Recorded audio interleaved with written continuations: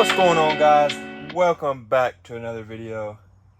Went and picked this four-wheeler up yesterday on Marketplace. Seller stated the four-wheeler has been sitting for a while now.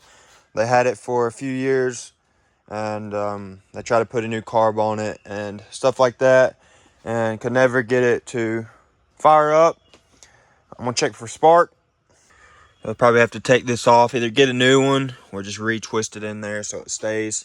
It's electric start, so you really don't need that unless, you know, it's an emergency. For the 99s, I believe, I haven't really done much research on it, but just from, you know, kind of looking on Marketplace and stuff like that, I think the 99s was the 350s, and then 2000s and above, they started doing the Big Bear 400s. So I believe, correct me if I'm wrong, but I believe this is the last year of the Big Bear 350s. And then it went up another 50 cc's. I don't know if they still make Big Bears, but I believe 400 is where Big Bear stopped at. Like I said, correct me if I'm wrong in the comments, but that's just my knowledge that I think I've came up with. On this model, it has the actual, like a actual cluster here. Has the miles, hours, and the actual speed of the four-wheeler there. Haven't really seen them on four-wheelers much, and especially on a 1999 model. That was kind of an upgrade back then for them. The engine and everything else for a 1999, there's the factory snorkel. Everything looks in great condition. I mean, the motor don't really have any rust or any wear on it. All this is just like dirt, and you see it clean up super nice. Clean the dirt off the pipe. Get a good wash down. You want to check for spark, you want to check for fuel, and you want to make sure you're getting fuel to the carburetor and to the engine. So what I like to do first is pull the spark plug out, pull the wire out, and turn it over and see if it's got consistent spark. If you got consistent spark, you know your electrical system's good to go, and you can move on to checking the fuel and etc. The tank don't got any fuel in it, so all we got to do for that is just clean it out. The carburetor's halfway taken apart, the throttle cable ain't on, the hoses and stuff like that ain't connected, and the clamps for the airbox is loose.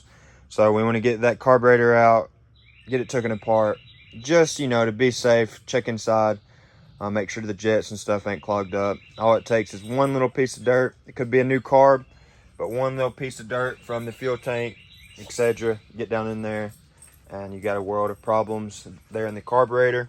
You don't have any of the hoses or anything like that, so it's easy enough for dirt to get down in there.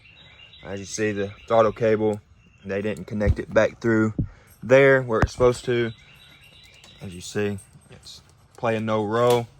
I want to pop this airbox open. Looks like it's held on by only 2 Phillips. Looks like they lost the other 2. Pop that open to even see if there's even an airbox or air filter in there. My opinion, I don't know if there's going to be an air filter in there. I feel like whoever kind of worked on the bike before took that out. So let's see if I'm right when I take that cover off. I need a jump box. I had a jump box, but from Harbor Freight. They're nice, but it got destroyed and moving in the back of my truck. I just haven't had the time or really cared to go get another one. Just been using the good old handy dandy jumper cables, which they work, you know, that's what they're meant for. Got jumper cables on, got power to the bike. Just want to make sure it still turns over. I heard it turn over at the guy's house, but just want to double check. All right, we got a good turnover. Starter seems good. I want to pop this spark plug out. Let me take this out of the way for a minute. Spark plug's easy to get to. Pop this wire off here, and you should be able to.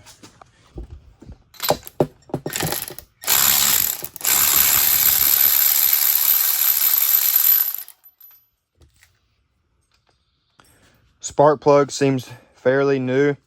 Looks like somebody changed that out in the process. So what you want to do is plug it in to the end of your boot. Touch it to anything metal. I prefer anything without paint so you can get a good connection. But you want to hold it.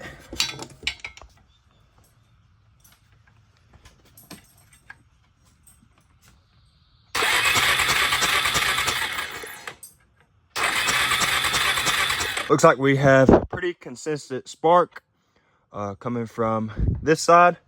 So that is a good sign there. We can mark that off of the checklist. We don't have to go through any of the electrical system, you know, to trace anything like that down. So mark that off the list and move on.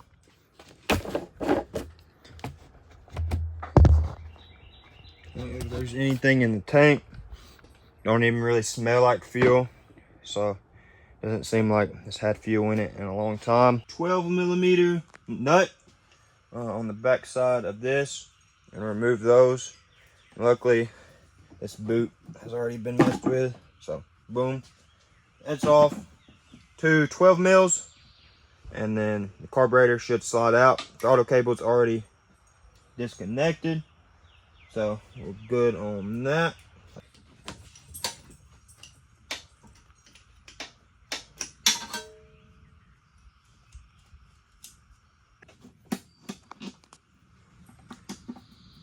All right, what y'all's guesses?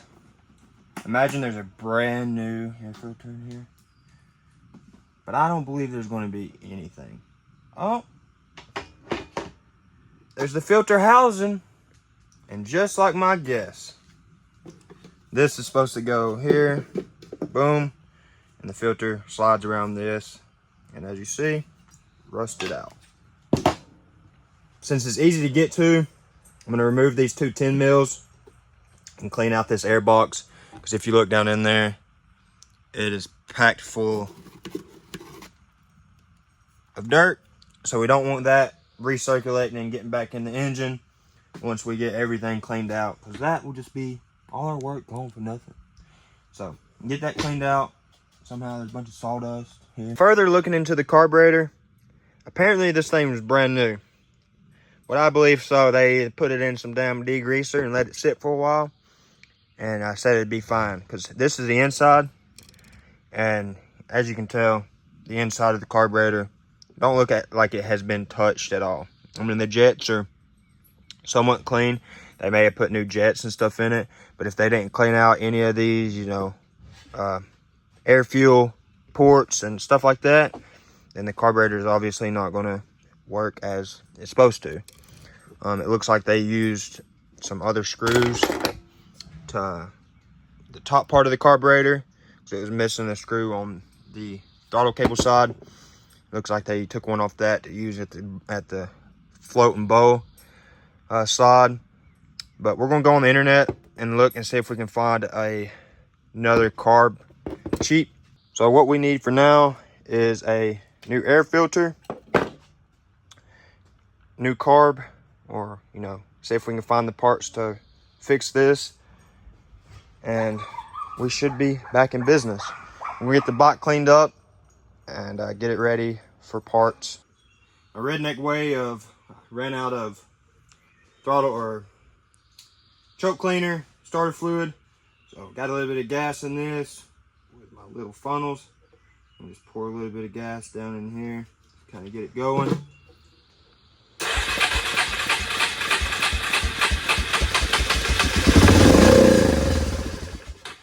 And that right there, guys, is all you need to hear. That way, you know you got spark. You know if you put fuel into the engine that it's going to run. So all we need now is to find a new carburetor or some repair parts for this thing. Hopefully the little golden grommet that goes into this little hole here, as you see, the line leads to this, so the throttle cable goes through here, down in that little crease and into that little grommet, and it holds it in there. So hopefully the new carb will come with that grommet. I imagine so, but who knows. But once we find a new carb, we should be back in business. But in the meantime, what I do want to do like I mentioned, is get all this cleaned up. So I may take some degreaser, the water hose, cover everything up, obviously cover all the ports and anything that gets wet that won't, you know, hurt anything, and just get a nice clean work area. So when we get all the parts in, we should just be able to slap them on and start it up and take it on its first test drive. It's the 2-wheel drive model, but it's a big bear. It'll be fine. Put some mud boggers on the back, really with any 4-wheeler, and you'll be able to go places. So these tires are kind of dry rotted, but I'm gonna wear them things out when I get this thing running. We're gonna take it up on the road and do a little bit of donuts and, you know, stupid shit.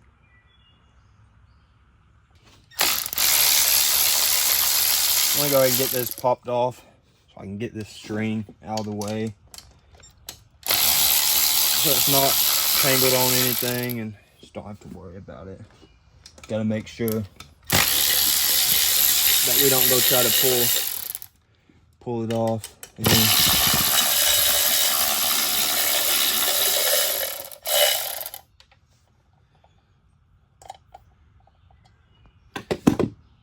I'll tell you why it don't work no more. Yamaha decided not to put, I don't know if this factory gasket, but Yamaha decided not to put an O-ring or an actual gasket here. So water gets down in it over time and corrodes the springs. So inside here, there's a spring. It kind of wraps up. It's not really a spring. It's like a thin, flat piece of metal. And it goes in, it just twists and twists and twists till it has lots of tension. And when you pull it and let go, it just retracts back. So what you have to do, you can kind of see it right there. See the flat, like spring looking thing, and you can see it's rusted to crap, and there's a dent in it right there. But what you have to do, take it off and boom. I'm sure you can get one of these off something used, you know, used 4-wheeler or on eBay or something.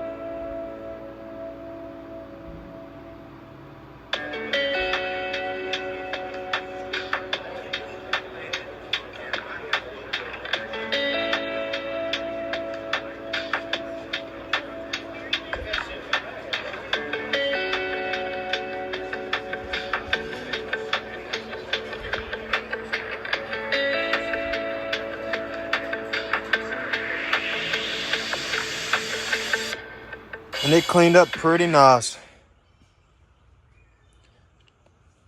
For the age of the 4-wheeler, I'm pretty happy with you know how it looks. And I got the engine cleaned up. I don't have any degreaser at the moment. I just use some Dawn dish soap. Works pretty good for getting, you know, tough stuff off.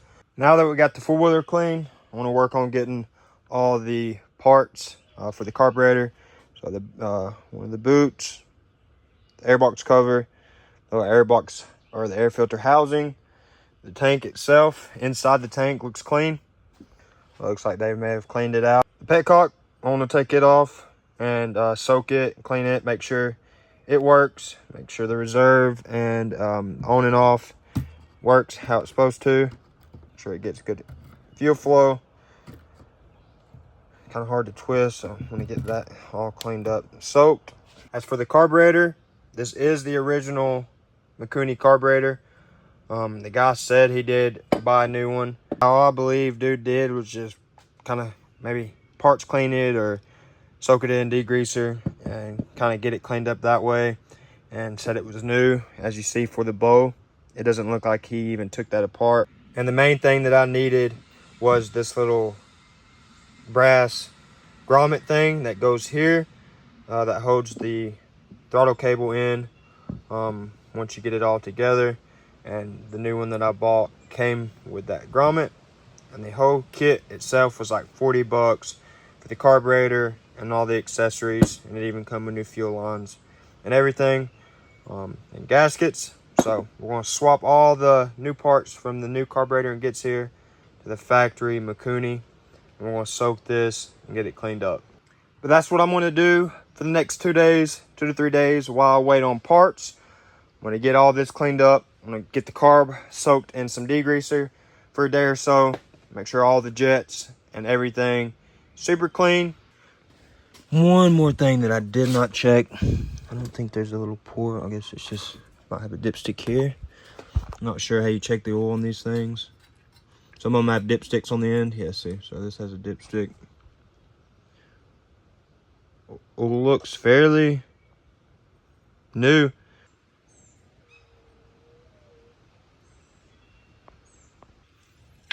So the oil, it looks good. Looks like it's been changed. So yeah, guys, I'm gonna wait on the parts to get here for the Yamaha and get this video edited up. It always makes you feel good when you can buy something that's not running and put a little bit of work into it and get it running good and have some fun on it.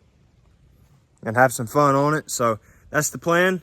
Wait on the parts to get here, and I'll catch you guys on the next one. Peace.